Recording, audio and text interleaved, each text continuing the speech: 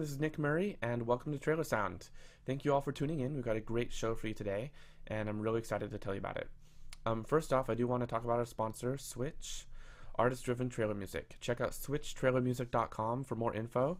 The new album Dark Matter is out now. Also check out facebook.com/switchtrailermusic. So last week there was this big epic concert at Walt Disney Concert Hall in Los Angeles where Two Steps from Hell performed with a full live orchestra, massive choir, and the whole bit. Thomas Bergersen and Nick Phoenix performed live instruments as well and singing and everything. It was absolutely epic. The conductor of the concert was Petr Pololanik, and Saturday morning I had the unique opportunity to sit down with him and kind of do a post-game interview and pick his brain about the concert, preparing for the concert with Nick and Thomas. Also his history with Two Steps from Hell, as he goes back to working with them all the way back to 2006, I believe. And also talking about the different hats he wears as orchestra contractor with the Capellen Orchestra in the Czech Republic, and also his work as an orchestrator. So it's a really unique interview. It's pre-taped from Saturday. I do have to say, though, that there were some technical difficulties, as normally is the case with TrailerSound. If you've watched this episode before, I'm the first to tell you I'm not a professional videographer. I do trailer music as well. I'm a composer, so video is not my strong suit. So anyway, I was filming on two different cameras, a 7D and a Samsung NX1000. And the 7D apparently stops after 12 minutes of filming, and the Samsung stops after 25. This was total news to me, so we just kept on talking and talking and talking, and just kept going on even though the camera had stopped. I didn't know that was a thing with DSLRs. So, that being said, we do have video up to about 25 minutes, and there's probably about 20 minutes extra that is going to go to audio. So I do apologize. However, Petr was here only from the Czech Republic, and I didn't want to take all his time shooting video the whole time he was here. So just enjoy it. It's excellent content. You'll learn a lot. And again, I apologize. I learned my lesson. Next time we'll do a better interview. However, enjoy it, and thank you again for everyone who's tuning in. Next week, we will... What's the date next week? We will be broadcasting a new show next week, and then we're off 4th of July, and we'll be back after that. So thanks again, everyone, and I hope you enjoy the show. Okay, hey everyone, I'm Nick Murray, and with me is a very special guest today, Petr Pololanik. Yes, that's correct. And I've been practicing that for a while now, so I hope I got that right. Petr, how are you doing? Thanks, I'm fine. A little bit tired after the show, but that's pretty okay. It was an incredible show, by the way. Absolutely amazing last night. If you guys were there, you know what I'm talking about. If you weren't, it was an amazing show. Two Steps from Hell, live in Los Angeles at the Walt Disney Concert Hall. Over 2 hours of music last night, roughly. Yes, it was yes, around between 1.5 and 2 hours of music. But if you add just the breaks, so it was a long show. And Petr here was the conductor last night. Yeah. And amazing job conducting up there. I had a great time watching you as well as the orchestra and the singers and Thomas and Nick and everyone involved. It was absolutely spectacular. This is your first time in LA? Yes, that's my first time, but I already visited in the United States about several years ago. Okay. And have you ever performed a concert of this magnitude before? You know, I didn't do yet the trailer music stuff live. I did a metal show with 200-piece orchestra and choir. Oh, wow. Already. 200-piece. Yeah, but it was something specific, and it wasn't the role of the orchestra wasn't that important. Okay. Like with the trailer. They were like stuff. backing up the other rock music? Yes. Right. The band metal band. Yeah. So you came down here a few days ago or last week to prepare for this concert. Yes. Can you talk a little bit about the days leading up to last night? The preparation, the rehearsing, figuring out all the final bits and pieces?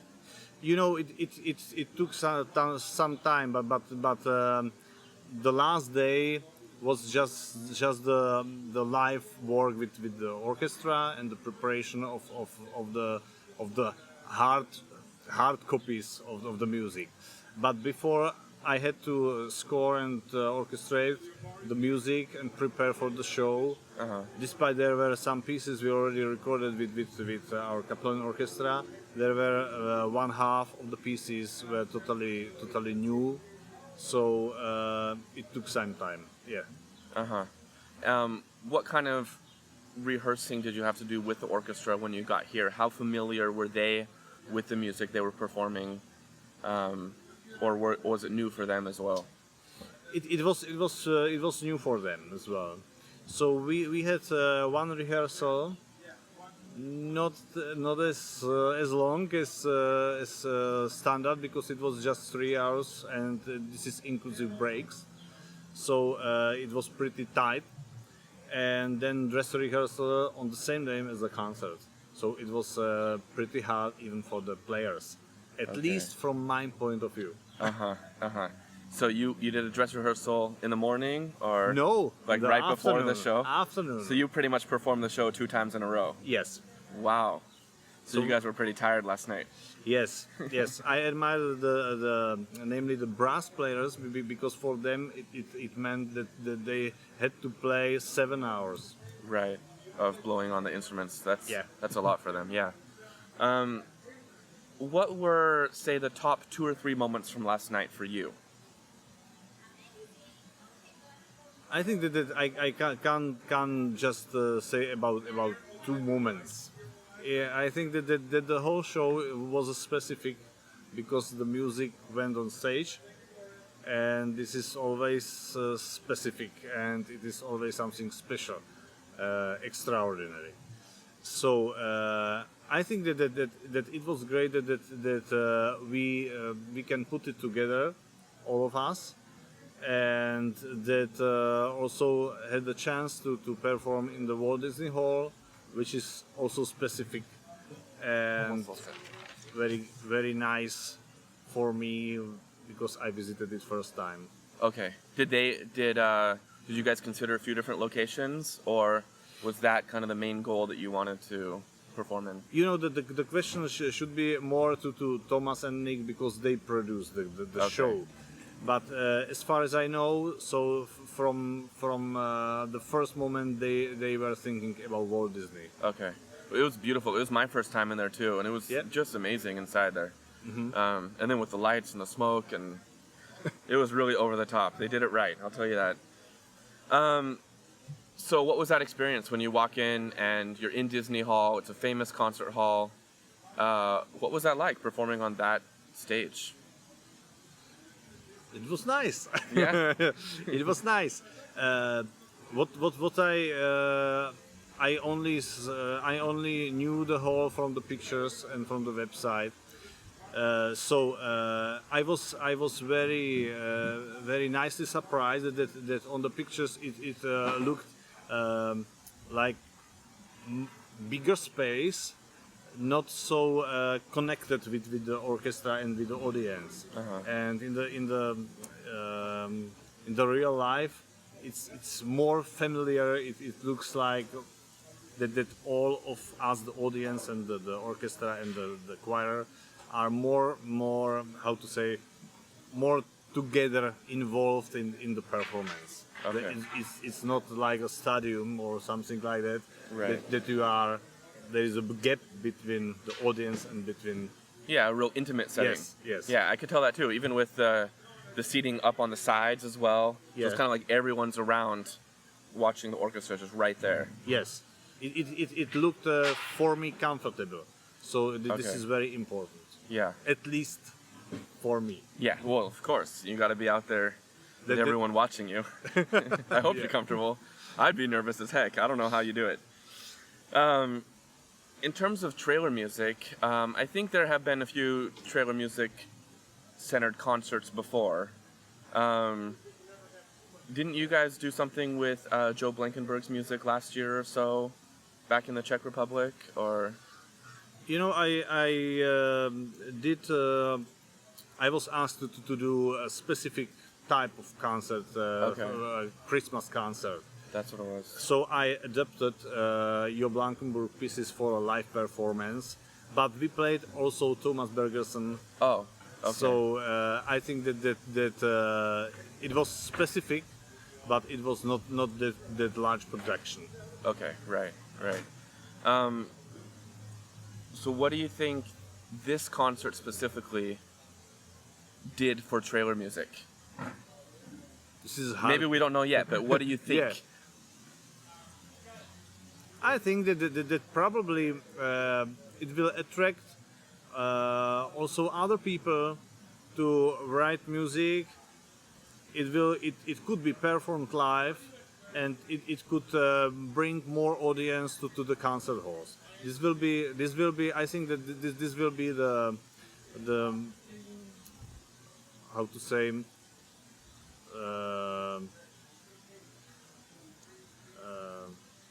Like the beginning of something? No, not beginning, but you bring something what helps. A catalyst. No. Sorry. This I can't remember right okay. now. But that it will be like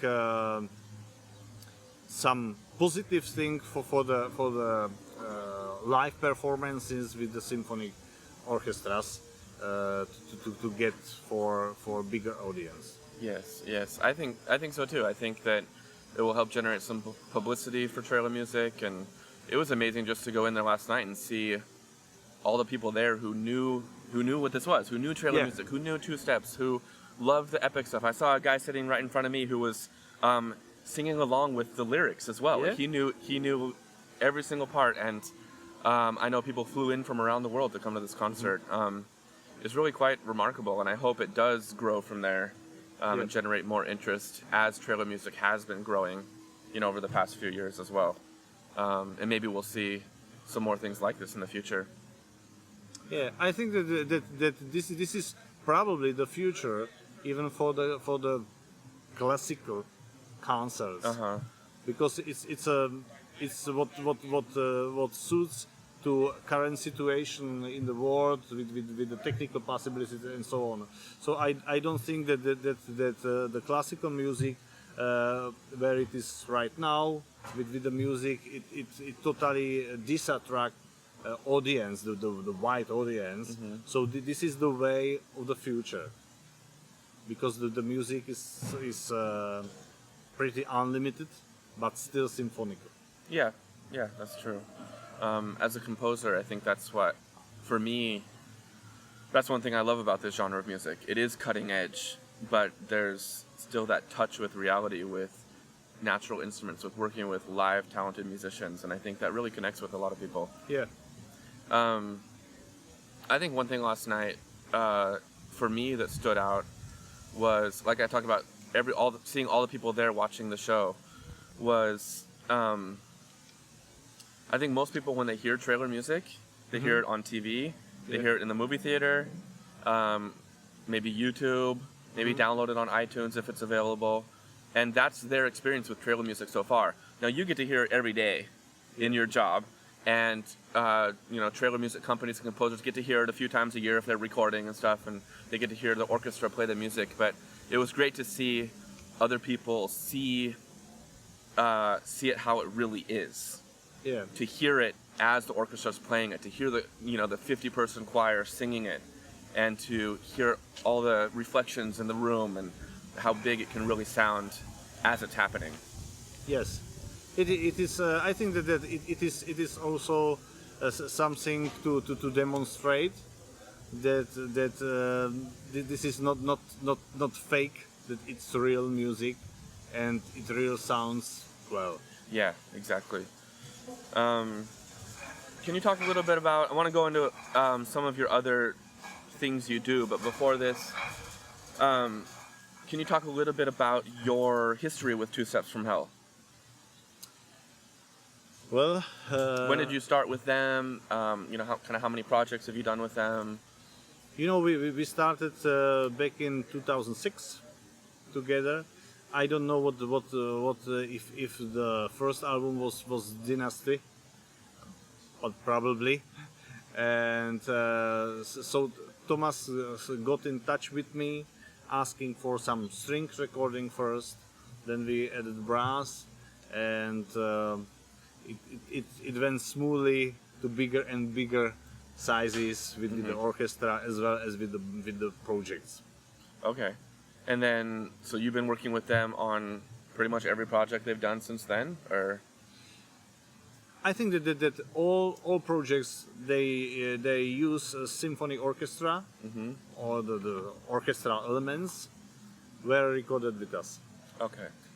How has, as you've grown from 2006 to 2013, the past 7 years, as they've grown as composers and producers, how have you grown along with that? What has progressed from your point of view over those past 7 years? This is a hard question. This is a hard question because, I think that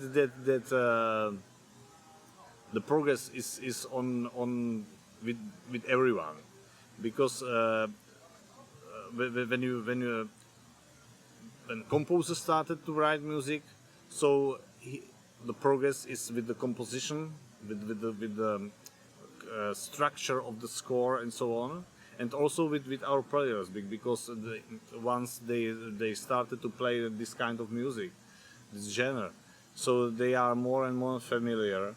So right now I think that we can really play the music, and we know everything what's necessary and how to build the stuff to sound it really cinematic. Okay. And it applies not only for the orchestra members, it applies even for the sound engineering team and so on.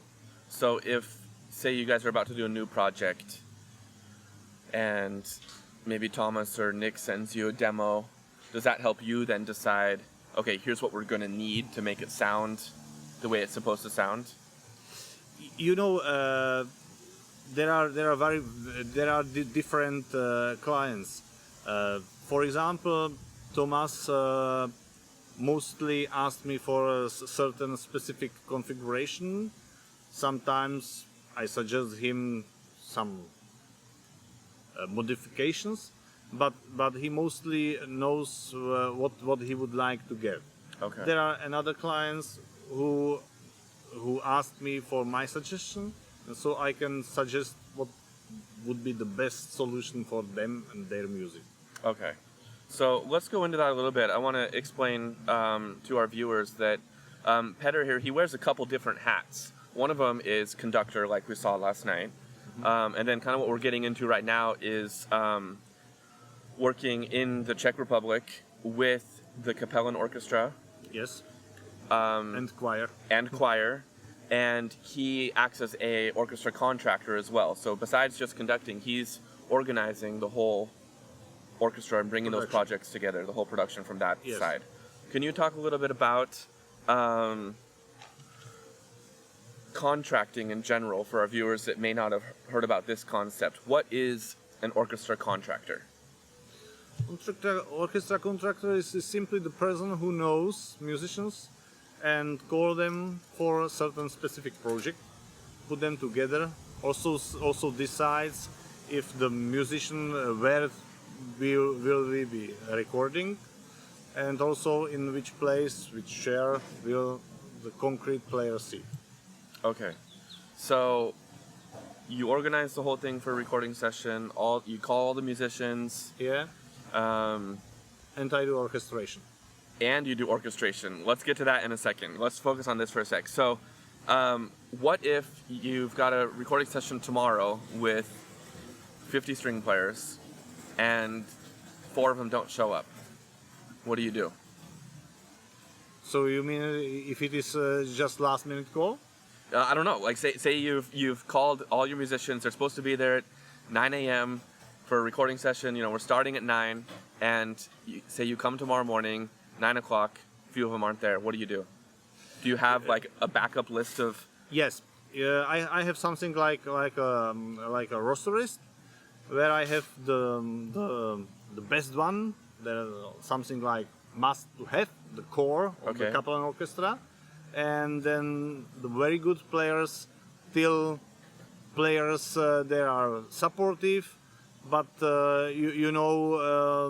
they are not the first chairs, but just it's probably worth mention that I always try to get only principals and concert masters. So Capellen Orchestra is specific that it's orchestra of concert masters.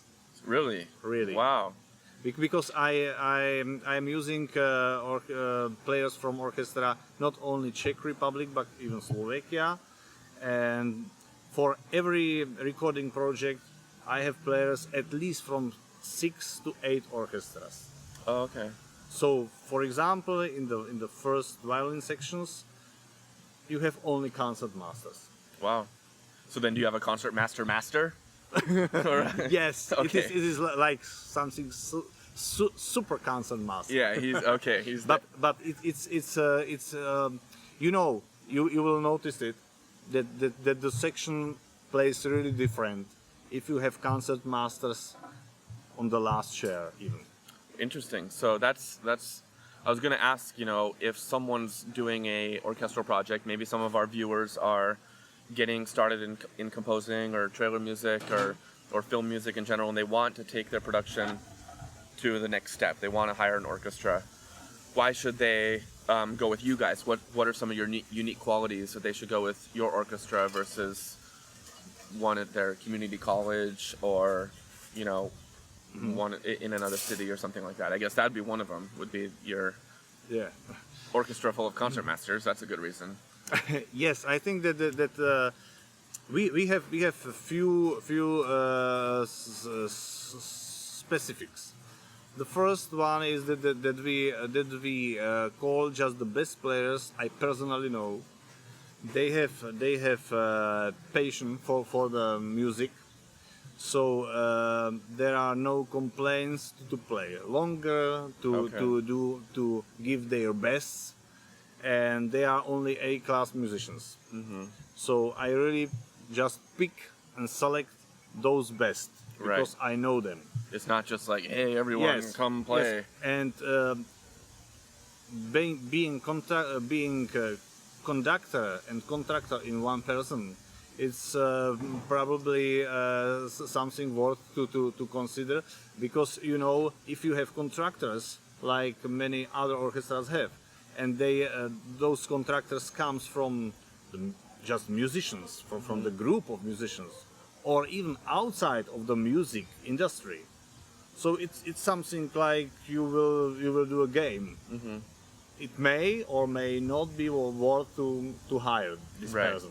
If you are conductor, he plays well, but he plays excellent. Okay, that's interesting because you see them as you're up there conducting and working with them for hours. You know how each one of them works and how they play. And yes, exactly. That's interesting. So this is I think that this is something very good to know that conductor as a contractor is the best position, best guarantee that it will be staying in the front of the orchestra. I can guarantee it will play well. Right. Otherwise, I will be hired from contractor. Right. So, Yeah. yeah. But you know If there is a what you're trouble- getting from the start of the project all the way through, and then you know what you want for the next project because of how they played last time, et cetera, et cetera. Yes. So it's Exactly. constantly getting Yes. more refined, I guess. Yes, exactly. So this is the first. The second is that we do all in the box services. So the client can send only MIDI file or demo, and he needn't care about orchestration.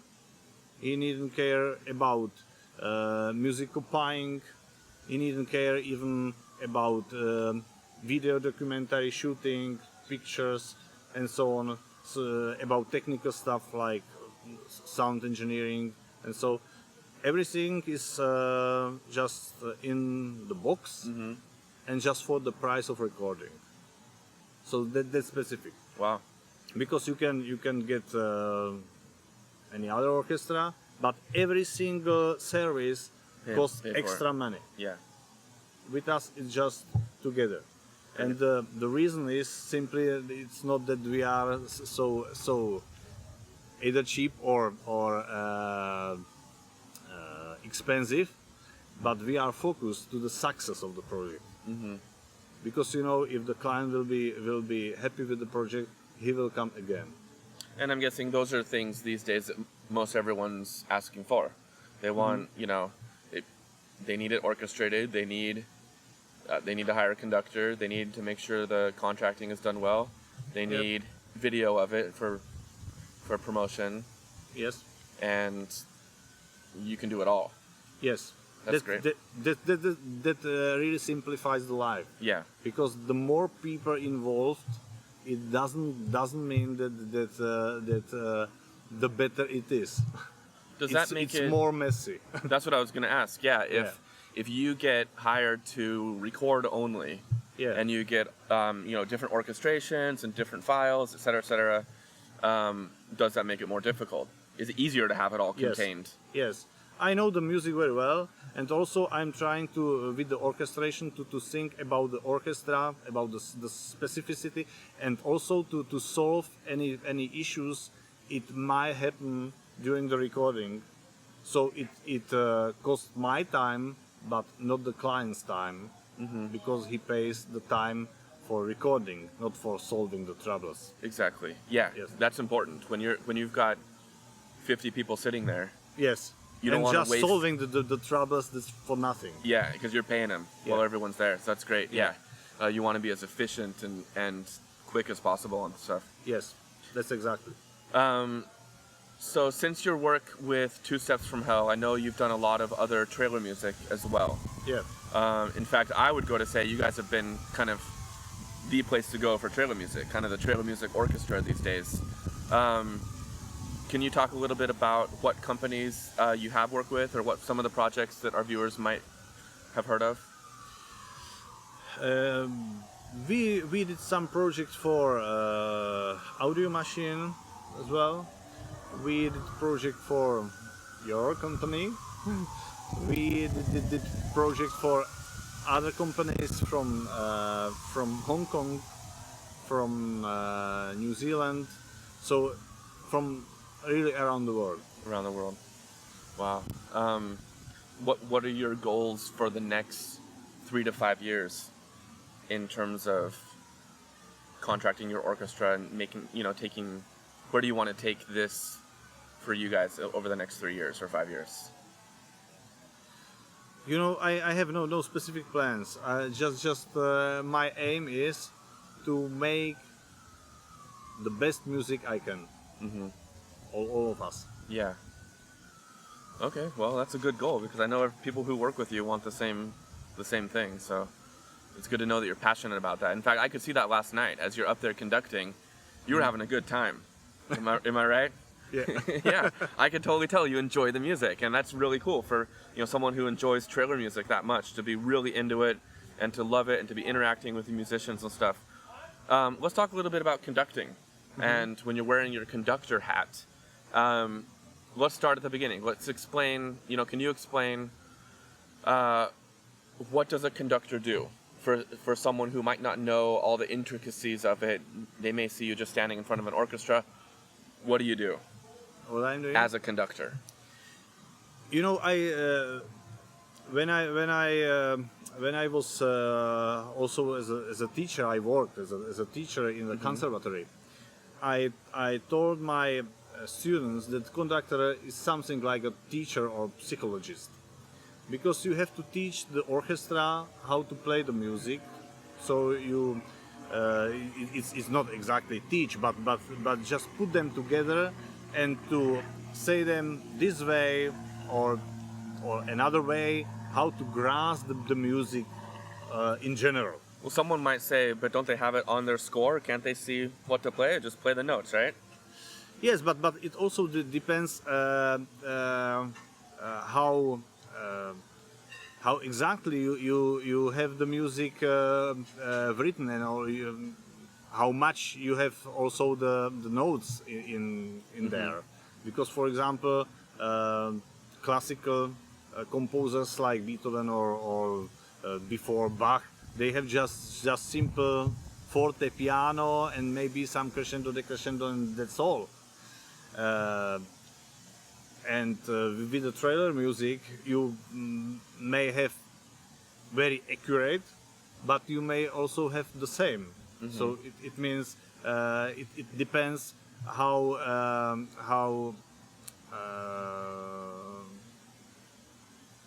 exact the notation and everything in the score, the notes are. So you have to put them together, because you have to balance the orchestra. You have also to bring some counterpoint, some new melodies, because that's because of different recordings under different conductors with different orchestras sounds different. Right. Just because you as well as all the musicians, you bring them something very subjective, something very personal. So that's the reason that if I will give, for example, my baton of Capellen Orchestra to someone else, you might be surprised that it won't sound the same Really? way. That'd be an interesting test. I'd love to see that. I'd love to have you perform, and conduct one cue, and then have someone else do the same exact cue, and hear the difference. Because I bet you can bring out different sonic qualities and different flavors and. Yes, it will be totally different. Wow, that's interesting. I never thought about that before. Yes. So first is to lead them. It's probably better than teach them. To lead them how to grasp the music. Then, when the concert, so it should be already prepared. Yeah. But you are in a position. It depends how much time you have for the rehearsals. For example, when you have only one rehearsal and then there's a show, so you are something like the lights on the streets, because you have to count with them and show them their entrance. Okay. It's also important, because if they have, for example, 57 bars, just nothing, and then start, they have no information where they are. Right. So you should give them the entrance, and they will be safe. Right.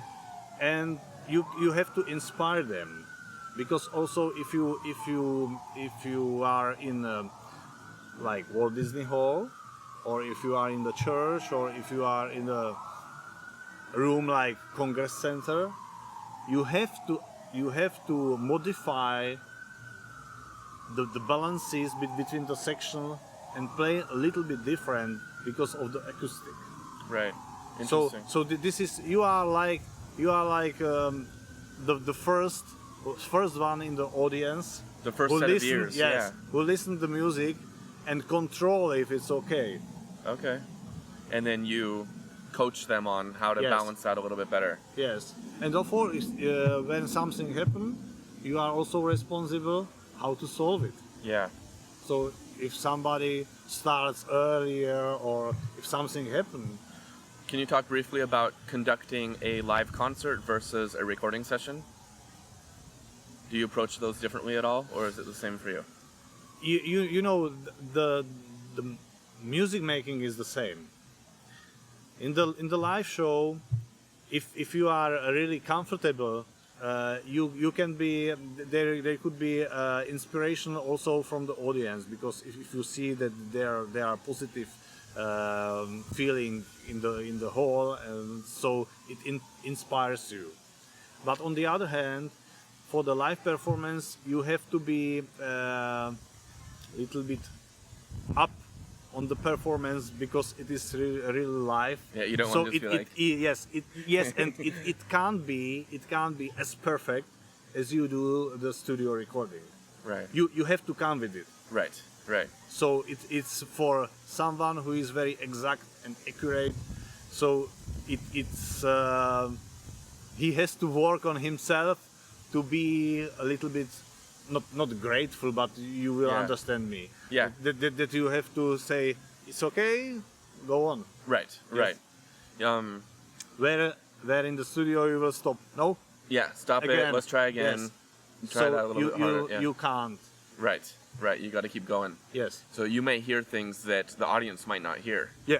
And Yeah. you hope they don't hear, maybe. Yeah. Well, last night sounded fine. I didn't hear anything that was thanks. off, so hope you didn't either. Conducting trailer music in specific versus other genres. I think that the conducting itself is the same. Okay. But what I think is different.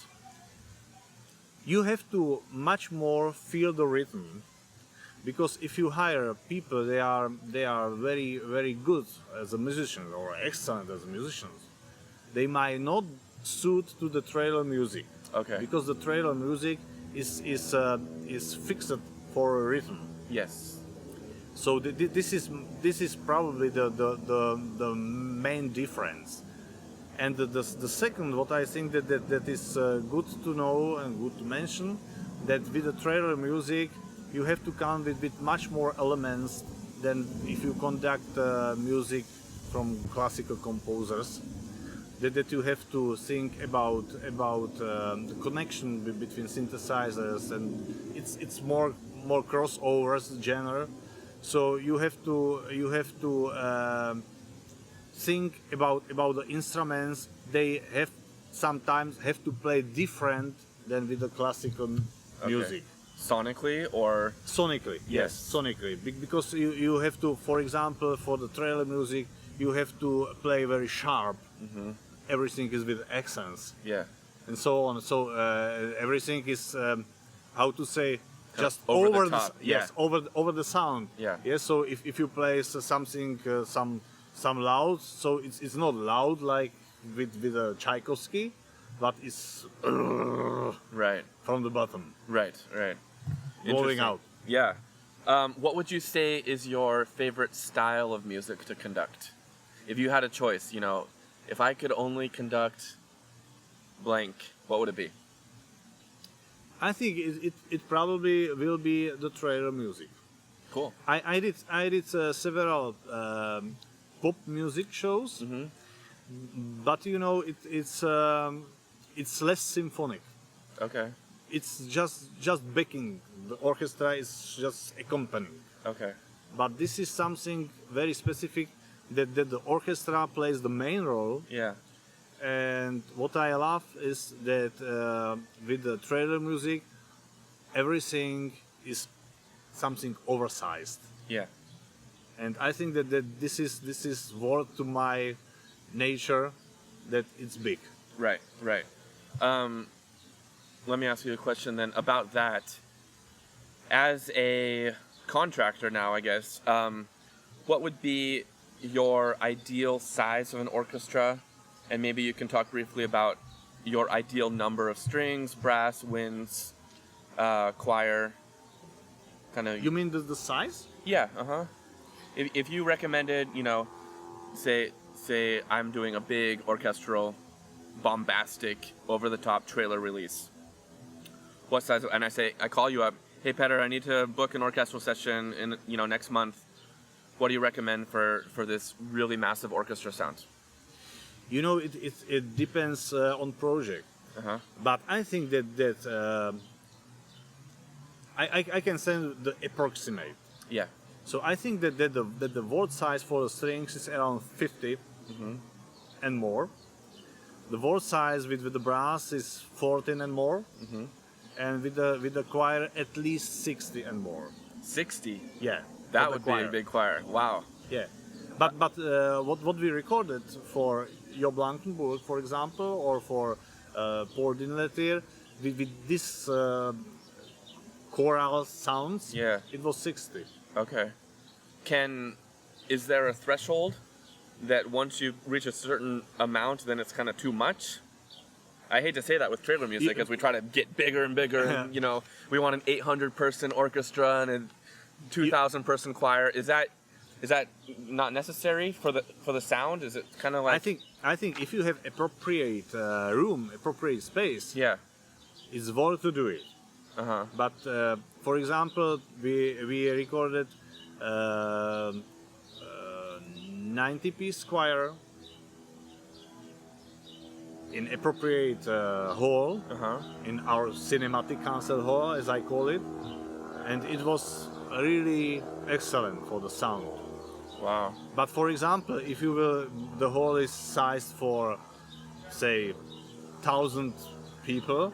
So if you will bring there 200 or 300 piece choir, it may be the hall might be small. Yeah. And then do you like to record the orchestra for recording purposes all together, or do you like doing it in sections that way? Like, you know, strings first, brass next, woodwinds on its own. You know, Or do you like the continuity of everyone working together? you know, it again, it depends on the project. We did for Thomas Two Steps from Heaven, the album, and we recorded all of them together. Okay. The same applied to Devil Wears Nadia, Uh-huh. all of them together. But for the other projects, we did separate sections. I think that if you have projects that you need the connectivity and just the feeling, the breathing of the orchestra should be really all together. So it helps to record all together. Uh-huh. But if you need to have the chances, like many trailer composers ask, to use choral version, non-choral version, and so on. For editing purposes Yes, for later. editing Yeah. purposes. So that way, it's worth to record 4 sections. Right. Okay. But I personally prefer when it's possible to record all of them together. Right. Right. That's interesting. Because also it inspires musicians. Right. Right. Yes, I don't know how it is exactly in America or where, but I'm just feeling that for example there are brass players, string players, so I don't want to say they compete, but on the other hand, if they see there are very good top class brass players, so the string players can't be worse. Right. They want to And outperform. vice and versa. then they Yes. get better and better and better. Yes. Right. Yes. Well, I know just looking around online today on Facebook and Twitter, etc., people all over Europe at least I think they've already even started a Facebook page for Let's Bring Two Steps from Hell to Europe. Yeah. And that's the big overhanging question here is, was last night's concert one of a chance thing, or are we going to see them and you hitting up Europe, performing in a few different locations or around the world, or more concert opportunities for all your fans? I think that this is in progress, but the question should be targeted for Thomas and Nick, because I can't speak for them. Right. Yes. But it's in progress. You said it. Yeah. You heard it here first. Yeah. The cat's out of the bag.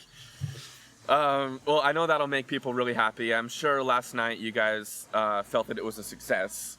And it definitely was from the audience point of view. I know everyone just seemed to love it. Thank you so much, Petr, for joining us today. I know you've got a really busy schedule and in a few days heading back to the Czech Republic. Yeah. Hope you had an amazing trip here. And Thank is there anything you want to say to our viewers, or anything else you want to talk about? I would like to thank all of the viewers for their support, and if they visited the show, so I was happy that they visited it, and hopefully we can do much more trailer or other great music together with musicians from all over the world. Thank you so much. And a couple more things. Can you talk about any projects that are coming up next in the near future for you? Just till the end of June, I have to finish a video game orchestration for the live performance, but this should be held here. but without me conducting. Just I will do the orchestrations. Uh-huh. And then I am heading to another video game for a client from Canada. Okay. So, and hopefully Thomas told me that he has in progress his another album. Okay. So there are, you know, in this world there are many projects running together, but it's hard to say. Too many projects are coming, but hopefully you will know about them in the right time. So where can people keep connected with you? What, Facebook, Twitter, website? What's the best way to keep in contact with what you're doing and your orchestra and all things like that coming up? I think that at this stage the Facebook is the best one, because I have no time to update my website. All right. Well, we'll check you out on Facebook. What's your Facebook address? I think that it's Facebook and slash Pololanik. Pololanik. Okay. Yeah. Great. All right, everyone. So make sure to check out their Facebook page so you can keep in touch with what's coming up next for them. I know I'm looking forward to doing another project with you guys soon, which me too. we're currently writing right now, and we'll send you some demos as soon as we're getting them ready. Great.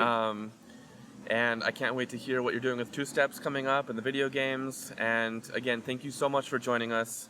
I love doing episodes like this where we can talk live and don't have to do it over the internet. So I really appreciate you spending the time for us today. Thank you, Nick. All right, there you go, everyone. Thanks again for tuning in. Please make sure to like us on Facebook at TrailerSound, Twitter at TrailerSound, etc., etc. Make sure to join us next week for a live interview, and you can join us on Ustream and ask us questions at any time. And we'll see you all next week.